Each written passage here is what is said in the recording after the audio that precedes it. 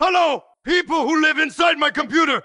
Today we are talking about the one and only Patricia Arquette, the girl who kept her crooked teeth, married Nicolas Cage, and lived to tell the tale, and still managed to win an Oscar while raising actual real human children. She is a horror icon, a cinematic sweetie, a fierce activist, and an all-round super spunky dreamboat. Okay, full disclosure, I must admit to having something of a Patricia Arquette fetish. But I mean, can you really blame me? Just look at those lovely, gorgeous, cute little eyes. Anyway, I guess I should save that for my therapist. Let's get on with the video, shall we? Born the 8th of April, 1968 in Chicago, Patricia grew up in something of a wacky showbiz family. Dad Lewis was an actor and puppeteer who once played J.D. Pickett on the Waltons.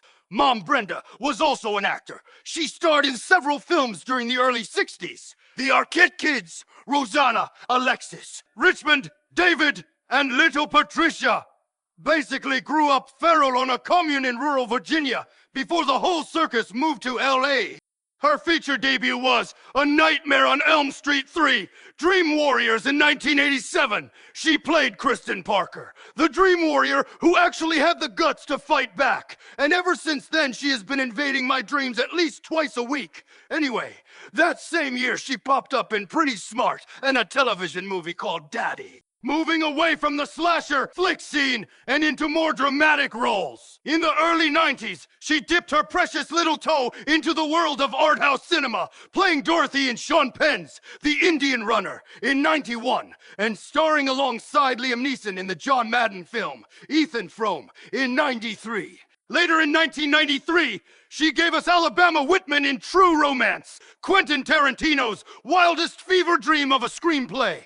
That's another one that still gives me heart palpitations. She followed it with the Tim Burton masterpiece, Ed Wood, in 1994 as Kathy O'Hara.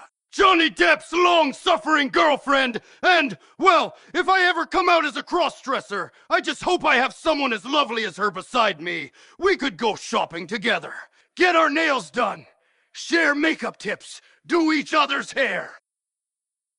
Oh, sorry, where was I? Oh yes, then back to the art house, Beyond Rangoon in 1995, which I thought was a great film, but the subject matter is a little heavy for a comedy YouTube video, but it's one you should definitely see if you haven't already. Flirting with Disaster came next in 1996. A little bit of fun with Ben Stiller. And I would be remiss if I didn't give a huge shout out to the costume designer for this adorable outfit. It gives me butterflies every time I see it. Then in 1996, she starred alongside that Ferris Bueller guy in a wonderful little film called Infinity. This is one of my personal favorites because it combines two of my favorite things, Patricia Arquette and Richard Feynman. The world would be a much better place if everybody saw this movie. And now, on to the big one. Thank you, David Lynch.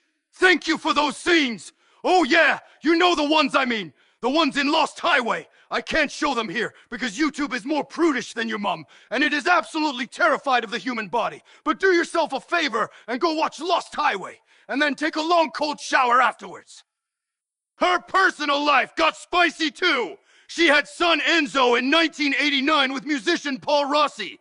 They split amicably when Enzo was a month old. Then came the legendary whirlwind romance with Nicolas Cage. They married in 1995, made Bringing Out the Dead together in 1999, and divorced in 2001. She later married actor Thomas Jane in 2006. They welcomed daughter Harlow in 2003 and split in 2011. So, wait a minute. Does that mean she is single now? Oh my God. Next, she moved into television. In 2005, she stepped into Medium as Alison Dubois, a suburban mom who talks to dead people and solves crimes. 7 seasons, 130 episodes. She even directed a couple. And in 2005, she took home the Primetime Emmy for Outstanding Lead Actress in a drama series. Suddenly, the girl who fought Freddy was the queen of network television. Golden Globe nominations followed. She was everywhere and still somehow underpaid. Because for some reason, Hollywood demands that to get paid fairly, you must have a Y chromosome. Having a 2X genotype simply does not cut the mustard in this industry. Between 2002 and 2014, she filmed Boyhood with Richard Linklater, the same project for 12 years. She played Olivia, a single mom trying to hold it together while life and Ethan Hawke happen around her. When the movie finally dropped in 2014, it was a genuine phenomenon. Critics lost their minds. Audiences ugly cried in theaters. And at the 2015 Oscars, Patricia Arquette walked on stage, accepted her Academy Award for Best Supporting Actress, and used her speech to call for equal pay and women's rights on national television. She basically said, "Pay women fairly, you assholes," in front of the whole industry while holding an Oscar. Obviously, I'm paraphrasing, but still, iconic behavior. She also won the Golden Globe, a BAFTA, SAG Award, and Independent Spirit Award for the same role. Oh, I got goosebumps. In Escape at Dannemora, in 2018, she played Joyce Tilley, Mitchell, a prison worker who helped 2 inmates escape. For that role, she won another Golden Globe for Best Actress in a Limited Series. Then in the act in 2019, she became Dee Dee Blanchard, the monstrous Munchausen by proxy mom in That Wild True Crime Story. She won her second Primetime Emmy, this time for Outstanding Supporting Actress in a Limited Series, plus yet another Golden Globe. That's 3 Golden Globes, 2 Emmys, 1 Oscar, and a BAFTA. Kinda makes me wish I had done something with my life. Oh well. Later in 2023, she popped up in the Apple Television Plus dark comedy, High Desert. And following that, she played Maggie Murdaugh in the 2025 limited series, Murdaugh Death in the Family, another true crime story about unhappy people who live unhappy lives. Why are there so many unhappy people living on planet Earth? Maybe you all should try to do nice things for each other, so that you will not all be so unhappy all of the time.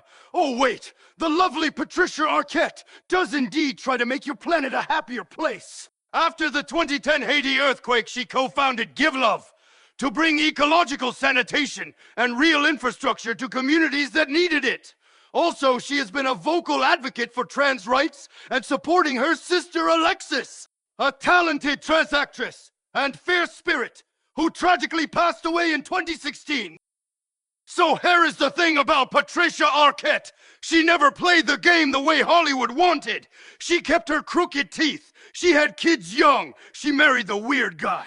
She divorced the weird guy. She did horror, indie, blockbuster, prestige television, and whatever the hell Lost Highway was. She raised her voice when it was inconvenient. She raised her children while doing all of the above. And through every twist, the losses, the comebacks, the viral speeches, the 12-year movie, she stayed true to herself. Messy, magical, and unapologetic. From Elm Street to the Oscars, from commune kid to cultural icon, Patricia Arquette did not just survive Hollywood. She made it a little more interesting, a little more honest, a little funnier, and a whole hell of a lot more sexy, damn it. Now that's a legacy worth celebrating. Thank you for listening to me, all of you people who live inside my computer. My name is Mr. HappyPants. I am finished talking about Patricia Arquette now. I am going to go and cook some spaghetti and meatballs now. Yummy, yummy, spaghetti and meatballs. Goodbye.